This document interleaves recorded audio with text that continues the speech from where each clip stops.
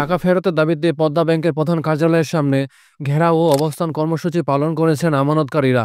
তারা বলেন, জানুয়ারি মাস থেকে আমানতকারীদের কোনো টাকা না দেওয়ায় তারা এ ধরনের কর্মসূচি পালন করতে বাধ্য হন।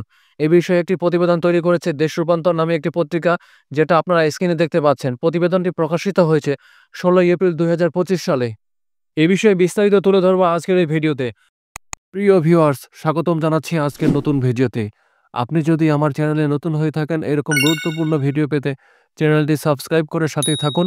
ভালো লাগলে লাইক, কমেন্ট, শেয়ার করুন। সম্পূর্ণ ধারণা পেতে ভিডিওটি না টেনে শুরু থেকে শেষ পর্যন্ত দেখুন। চলুন শুরু করা যাক। এ প্রতিবেদনের শুরুতে বলা হয়েছে, আমানত ফেরতের দাবিতে গুলশানে পদ্মা ব্যাংকের প্রধান কার্যালয়ের সামনে মানববন্ধন করেছেন আমানতকারীদের একাংশ। আমানতকারীরা টাকা ফেরত দেওয়ার পাশাপাশি ব্যাংকের এই পরিস্থিতি তৈরির পেছনে দায়ী ব্যক্তিদের বিরুদ্ধে ব্যবস্থা নেওয়ার আহ্বান জানান। গতকাল মঙ্গলবার সকালে গুলশানের পদ্মা ব্যাংকের সামনে আমানতকারীরা মানববন্ধনে এসব দাবি করেন।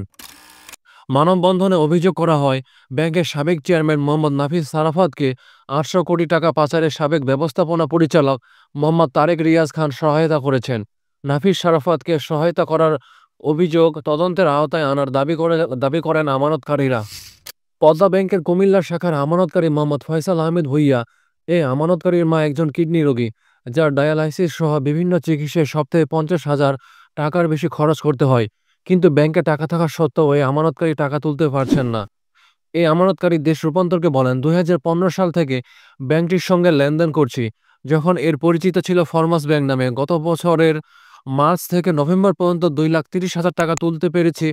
এরপর থেকে আর কোনো টাকা তুলতে পারছি না। আমার টাকা আমার প্রয়োজনে তুলতে পারছি না। এর চেয়ে বড় প্রতারণা আর কি হতে পারে? তিনি বলেন, এর আগে আমরা আমানতকারীরা কুমিল্লা শাখায় গিয়েছিলাম গত 10 জানুয়ারি।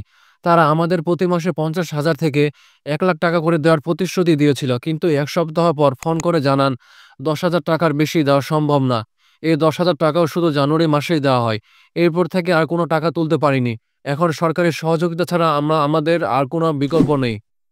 মানববন্ধনে উপস্থিত আমানতকারী মোহাম্মদ জাকির হোসেন, সাবরিন নাহার, ইব্রাহিম খলিল, সুমি আক্তার সহ কয়েকজন আমানতকারীর সঙ্গে কথা হয়।